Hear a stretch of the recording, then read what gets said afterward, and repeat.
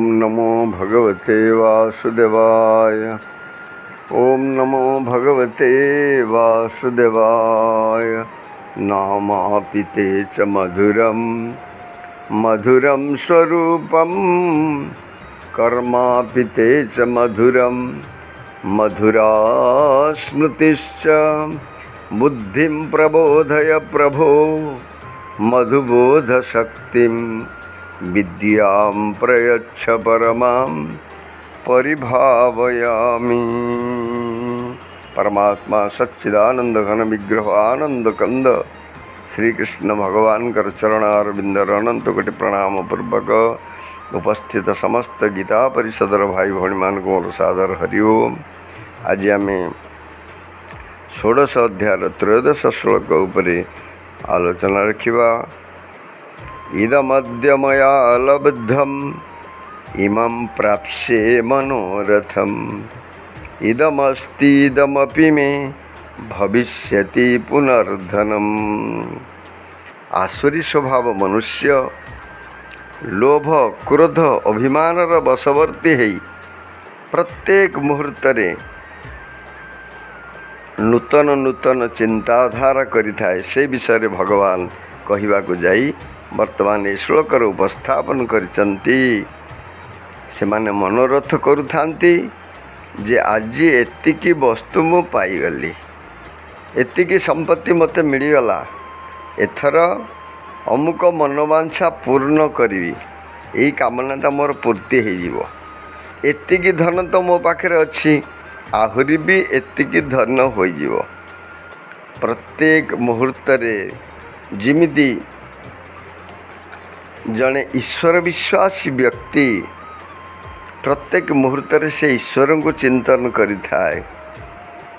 भगवान कर व्यतीत ताकू आउ कौनसी कथा भल लगे नहीं, किंतु तार विपरीत आसुरी बुद्धि संपन्न व्यक्ति केवल तार मनोवांछा पूर्ति करने पाई विभिन्न प्रकार वस्तु अर्थ पछरे सी दिन राति दौड़ी थाए।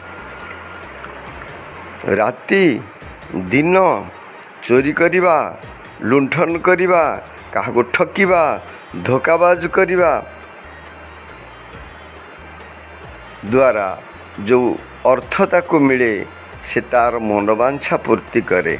मुया कली आज एठी जागा किनीदेली, एठी दुकान होगला, एठी फैक्ट्री होगला, एति काम सरीगला। पुणी तापर से चिंता करे आउ गोटे पुणी करी, आउ गोटे पुणी प्रत्येक दिन माने गोटे गोटे कामना पुणी आउ 100टी कामना को जन्म दे थाए। एतिकी धन मो पाखे अच्छी, आहुरी एतिकी धन हो तो एतिकी धन हो गले पुणी या करी। इमिति प्रत्येक मुहूर्त से आउ किछि चिंता करे नहीं, केवल अर्थ चिंतार से दिन राति सुख भोग निमित्त तार मनोरथ पूर्ति करने निमित्त दिन राति चिंतन करुथाए। सेमानकर दृष्टि जेतेबेले निज देह परिवार आड़ को जाए सेतेबेले तांको नहीं सेमाने मनोवांछा करुथांती जे अमुक अमुक औषध खाइले देह भल हबो, अमुक अमुक वस्तु नहीं आसिले आमे सुख आराम रहिबू, गोटे एसी रूम हो गले मते बढ़िया लागिवो, अमुक वस्त्र पिंधिले मते भल लागिवो, तो यही सुंदर अलंकार पिंधिले मते भल लागिवो, मो पुओ झियो इमिति सुखरे रहिबे, मो पुओ झियो मानक पई एई व्यवस्था करिवि। ए सबु चिंता प्रत्येक मुहूर्त रे आसुरी बुद्धि संपन्न व्यक्ति करिथाए। माने भगवान को ऊपर निर्भर न करिवा लोक ये सब कथा निज हाथ को नहीं थाए। और भगवान कहते अनन्य चिंतयन्त माम जे जना पर्युपासते तेषां नित्याभियुक्तानां योगक्षेमं वहाम्यहम्। तू मते अनन्य भाव चिंतन कर, मु तोर संपूर्ण योगक्षेम वहन करी। किंतु ये भगवान को चिंतन न करी से तार संपूर्ण दायित्व निजर दायित्व नहीं जाए, जा फल केवल ଦୁଃଖ ହିଁ ମିଳିଥାଏ। ଯେଉଁ ସାଧକମାନେ ଦୈବୀ ସମ୍ପତ୍ତି ସମ୍ପନ୍ନ ସାଧନା କରନ୍ତି ସେମାନଙ୍କ ମନରେ ବି କେବେ କେବେ ବ୍ୟବସାୟ ବାଣିଜ୍ୟ ଆଦି କାର୍ଯ୍ୟକୁ ନେଇ ଅନେକ ସ୍ଫୁରଣ ଆସେ। ଏତିକି କାମ ହୋଇଗଲା, ଏତିକି କାମ ବାକି ରହିଛି, ଆଗକୁ ଏତିକି କାମ ହେଇଯିବ, ଏତିକି ଟଙ୍କା ମିଳିଲା, ସେଠାରେ ଏତିକି ଖଜଣା ବା କର ଦେବାକୁ ପଡ଼ିବ। ଏଣେ ଯେଉଁମାନଙ୍କର ଉଦ୍ଦେଶ୍ୟ ଜଡ଼ ସଂସାର ପ୍ରାପ୍ତି, ସେହି ଆସୁରୀ ସମ୍ପତ୍ତି ଯୁକ୍ତ ମନୁଷ୍ୟଙ୍କ ମନରେ ବି ଏପରି ସ୍ଫୁରଣ ଆସେ। ତାହେଲେ ଦୁହିଁଙ୍କ ଭିତରେ ପାର୍ଥକ୍ୟ କ'ଣ ଆସେ? ପାର୍ଥକ୍ୟ ହେଲା ଦୁହିଁଙ୍କର ମନୋବୃତ୍ତି ଏକା ଭଳି ଦେଖାଗଲେ ମଧ୍ୟ ସେଥିରେ ବହୁତ ପାର୍ଥକ୍ୟ ଦେଖାଯାଏ। ସାଧକ ଉଦ୍ଦେଶ୍ୟ ପରମାତ୍ମା ପ୍ରାପ୍ତି ହୋଇଥିବାରୁ ସେ ସମ୍ପୂର୍ଣ୍ଣ ଅଲଗା ହୋଇଯାଏ। ଇଏ ଭଗବାନଙ୍କ ଚିନ୍ତନରେ ଏସବୁ କାର୍ଯ୍ୟ କରିଥାଏ, ସେ ନିଜ ସ୍ୱାର୍ଥ ସିଦ୍ଧି ନିମିତ୍ତ ଏ କାର୍ଯ୍ୟ କରିଥାଏ। ଏସବୁ ଆସୁରୀ ବୁଦ୍ଧି ସମ୍ପନ୍ନ ବ୍ୟକ୍ତି ଆଉ ଦେବତା ଦୈବୀ ସମ୍ପତ୍ତି ସମ୍ପନ୍ନ ବ୍ୟକ୍ତି ଭିତରେ ଇଏ ହେଉଛି ପାର୍ଥକ୍ୟ।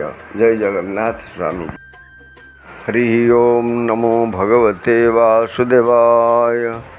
ଓମ୍ ନମୋ ଭଗବତେ ବାସୁଦେବାୟ। ସଚ୍ଚିଦାନନ୍ଦ ରୂପାୟ ବିଶ୍ୱତ୍ପତ୍ତ୍ୟାଦି ହେତବେ ତାପତ୍ର ବିନାଶାୟ ଶ୍ରୀକୃଷ୍ଣାୟ ବୟଂ ନମଃ। ସଚ୍ଚିଦାନନ୍ଦ ଘନ ବିଗ୍ରହ ଆନନ୍ଦ କନ୍ଦ ଶ୍ରୀକୃଷ୍ଣ ଭଗବାନଙ୍କର ଚରଣାରବିନ୍ଦରେ ଅନନ୍ତ କୋଟି ପ୍ରଣାମ ପୂର୍ବକ ଉପସ୍ଥିତ ସମସ୍ତ ଗୀତା ପରିଷଦର ଭାଇ ଭଉଣୀମାନଙ୍କୁ ମୋର ସାଦର ହରି ଓମ୍। ଆଜି ଆମେ 16 ଅଧ୍ୟାୟର 15 ଶ୍ଲୋକ ଉପରେ ଆଲୋଚନା ରଖିବା।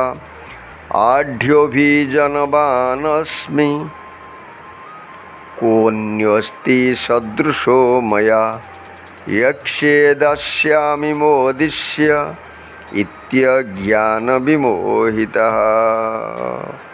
ଆସୁରୀ ବୁଦ୍ଧି ସମ୍ପନ୍ନ ବ୍ୟକ୍ତି ନିଜକୁ ଧନବାନ ମନେ କରେ। ମୋ ହାତରେ ବହୁତ ଲୋକ ଅଛନ୍ତି ଏଭଳି ମନେ କରେ। ମୋ ଭଳି ଆଉ କିଏ ଅଛି? ମୋ ଭଳି ଆଉ ଦ୍ୱିତୀୟ ଲୋକ ପୃଥିବୀରେ କେହି ଜନ୍ମ ହୋଇନାହାନ୍ତି। ମୁଁ ବହୁତ ଯଜ୍ଞ କରିବି, ଦାନ ଦେବି, ମଉଜରେ ରହିବି। ସେମାନେ ଏହିପରି ଅଜ୍ଞାନରେ ବିମୋହିତ ହୋଇଥାନ୍ତି। ଆସୁରୀ ସମ୍ପଦଯୁକ୍ତ ଲୋକେ ଅଭିମାନ ପରାୟଣ ହୋଇ ଏସବୁ କଥା ଚିନ୍ତନ କରିଥାନ୍ତି। ଚିନ୍ତନ କରନ୍ତି, ମୋ ପାଖରେ ଧନ ଅଛି, ବହୁତ ସୁନା ରୂପା ଘର ଦ୍ୱାର ଜମି ବାଡ଼ି ଯେଉଁଠି ପାଇଲି ସେଇଠି ସବୁ ଜମି ବାଡ଼ି ସବୁ କିଣିଦେଇଛି। ବଡ଼ ବଡ଼ ଲୋକ, ଉଚ୍ଚ ପଦାଧିକାରୀ, ବହୁତ IAS, OS, IPS, ଡାକ୍ତର, ଇଞ୍ଜିନିୟର ମୋ ପାଖରେ ଅଛନ୍ତି। ବହୁତ ବଡ଼ ବଡ଼ ନେତା ଅଛନ୍ତି। ତେଣୁ ମୁଁ ଯାହା ଚାହିଁବି ତାହା ହିଁ କରିପାରିବି। କୋନସ୍ତି ସଦୃଶ ମୟା। ଆପଣ ବହୁତ ଜାଗା ବୁଲିଛନ୍ତି। ଆସୁରୀ ବୁଦ୍ଧି ସମ୍ପନ୍ନ ଲୋକମାନେ କହନ୍ତି ବହୁତ ଲୋକଙ୍କୁ ଆପଣ ଦେଖିଛନ୍ତି, କିନ୍ତୁ ମୋ ଭଳିଆ ଲୋକଟେ ଆପଣ କେଉଁଠି ଦେଖିଛନ୍ତି? କେତେ ବଡ଼ ତ୍ୟାଗୀ ମୁଁ, କେତେ ବଡ଼ ଯଜ୍ଞ ମୁଁ କଲି, ଏତେ ବଡ଼ ଯଜ୍ଞ କଲି ଯାହାକି ୟା ପୂର୍ବରୁ କେହି ଏମିତି ବଡ଼ ଯଜ୍ଞ କରିନଥିବେ। ସବୁ ପେପରରେ ବାହାରିଲା, ଟିଭିରେ ବାହାରିଲା, ସମସ୍ତେ କହିଲେ ଏତେ ଲୋକଙ୍କୁ ଖାଇବାକୁ ଦେଲା ଏ ଲୋକ, ଏମିତି ଯଜ୍ଞ ଆଗରୁ କେବେ ହେଇନଥିଲା। ଏତେ ରାମାୟଣ ଭାଗବତ ଗୀତା ପ୍ରବଚନ ହେଇଛି, କିନ୍ତୁ ଏମିତି ଯଜ୍ଞ, ବା ସେ ନିଜକୁ ଏଭଳି ଭାବରେ ମନେ କରେ। କୌଣସି ଧର୍ମଶାଳାରେ 2-4ଟା ବଖରା ଘର ବି ତିଆରି କରିଦେଲି। ତାପରେ ସେ ଚିନ୍ତା କରେ ମୁଁ କେତେ ବଡ଼ ବଡ଼ ଲୋକ, ସବୁ ମଣିଷ ମୋ ପାଖରେ ଭର୍ତ୍ତି ଅଛନ୍ତି, ଏଣୁ ମୁଁ ଆନନ୍ଦ କରିବି। ମୋ ଆନନ୍ଦ ନିମିତ୍ତ ବହୁତ ବ୍ୟବସ୍ଥା ହେଇଛି। ତ ଅଭିମାନର ବଶବର୍ତ୍ତୀ ହୋଇ ଏମିତି ମନୋରଥ କରୁଥିବା ଅସୁର ଭାବାପନ୍ନ ଲୋକେ କେବଳ କରିବି କରିବି ଭାବୁଥାନ୍ତି, କିନ୍ତୁ ପ୍ରକୃତିରେ କିଛି କରନ୍ତି ନାହିଁ କି କରାନ୍ତି ନାହିଁ। ସେ ଯଦି ବା କିଛି କରନ୍ତି କେବଳ ନାମ ଆଉ ଖ୍ୟାତି ପାଇଁ କରନ୍ତି। ଭଗବାନ ଆଗକୁ ସପ୍ତଦଶ ଶ୍ଲୋକରେ ଏକଥା ବର୍ଣ୍ଣନା କରିବେ। କେବଳ ନିଜ ନାମ ପାଇଁ ବି କରନ୍ତି, ମାନେ ନିଜ ନାଁ କେମିତି ବଢ଼ିବ, ମୋର ଖ୍ୟାତି କେମିତି ହେବ, ଏଇ ଯୋଗୁଁ କରନ୍ତି, କିନ୍ତୁ ଏଥିରେ ପରମାର୍ଥ ସହିତ କୌଣସି ସମ୍ପର୍କ ନଥାଏ। ଜୟ ଜଗନ୍ନାଥ ସ୍ୱାମୀ କି ଜୟ। ଓଁ ଭଗବତେ ବାସୁଦେବାୟ। ଓମ୍ ନମୋ ଭଗବତେ ବାସୁଦେବାୟ। ବର୍ତ୍ତମାନ ଆମେ ସପ୍ତଦଶ ଶ୍ଲୋକ ପାଠ ରଖିବା। ଆତ୍ମସମ୍ଭାବିତଃ ସ୍ତବ୍ଧା ଧନମାନ ମଦାନ୍ୟୁତଃ ଯଜନ୍ତେ ନାମ ଯଜ୍ଞେସ୍ତେ ଦମ୍ଭେନ ବିଧିପୂର୍ବକମ୍। ଆତ୍ମସମ୍ଭାବିତଃ ନିଜକୁ ସବୁଠାରୁ ଅଧିକ ପୂଜ୍ୟ ମନେ କରୁଥିବା, ସ୍ତବ୍ଧା ଅର୍ଥାତ୍ ଅବିନୟୀ, ଧନମାନ ମଦାନ୍ୟୁତା ଧନ ଓ ମାନରେ ପ୍ରମତ୍ତ, ଯଜନ୍ତେ ଆହୁତି ଦିଅନ୍ତି, ନାମ ଯଜ୍ଞ ହିଁ ନାମରେ ପ୍ରସିଦ୍ଧି ପାଇଁ ଯଜ୍ଞରେ, ତେହି ଦମ୍ଭେନ ଦମ୍ଭ ସହକାରେ, ଅବିଧିପୂର୍ବକମ୍ ଅବିଧିପୂର୍ବକ। ଆଉ ଥରେ ପାଠ ରଖିବା। ଆତ୍ମସମ୍ଭାବିତଃ ସ୍ତବ୍ଧା ଧନମାନ ମଦାନ୍ୟୁତଃ ଯଜନ୍ତେ ନାମ ଯଜ୍ଞେସ୍ତେ ଦମ୍ଭେନ ବିଧିପୂର୍ବକମ୍।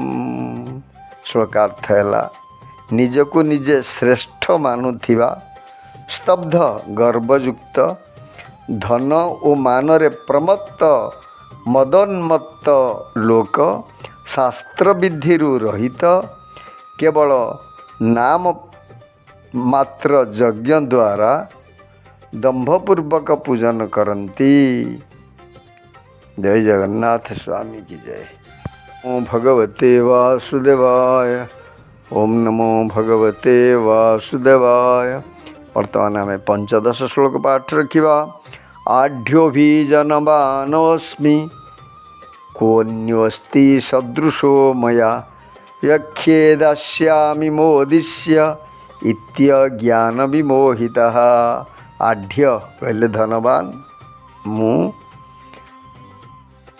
ଅଭିଜନବାନ ଉଚ୍ଚବଂଶ, ଅସ୍ମି ମୁଁ, କହ କି, ଅନ୍ୟ ଆଉ, ଅସ୍ତି ଅଛି, ସଦୃଶ ଏକା ଭଳି, ମୟା ମୋ, ଯକ୍ଷେ ମୁଁ ବହୁତ ଯଜ୍ଞ କରିବି, ଦାସ୍ୟାମି ଦାନ ଦେବି, ମୋଦିଷ୍ୟ ମଉଜ କରିବି, ଇତି ଏହିପରି, ଅଜ୍ଞାନ ବିମୋହିତ ଅଜ୍ଞାନରେ ବିମୋହିତ ହୋଇଥାନ୍ତି। ଆଉ ଥରେ ପାଠ ରଖିବା। ଆଢ୍ୟୋଭିଜନବାନସ୍ମି କୋऽନ୍ୟୋऽସ୍ତି ସଦୃଶୋ ମୟା ଯକ୍ଷେ ଦାସ୍ୟାମି ମୋଦିଷ୍ୟ ଇତ୍ୟଜ୍ଞାନ ବିମୋହିତଃ। ଶ୍ଲୋକାର୍ଥ ହେଲା, ମୁଁ ଧନବାନ ଓ ଶ୍ରେଷ୍ଠ କୂଳରେ ଜନ୍ମ ନେଇଛି, ମୋ ସଦୃଶ ଅନ୍ୟ କେହି ଅଛି କି? ମୁଁ ଯଜ୍ଞ କରିବି, ମୁଁ ଦାନ ଦେବି, ମୁଁ ମଉଜ କରିବି, ଏହି ପ୍ରକାରର ଅଜ୍ଞାନରେ ସେମାନେ ବି ମୋହିତ ହୋଇଥାନ୍ତି।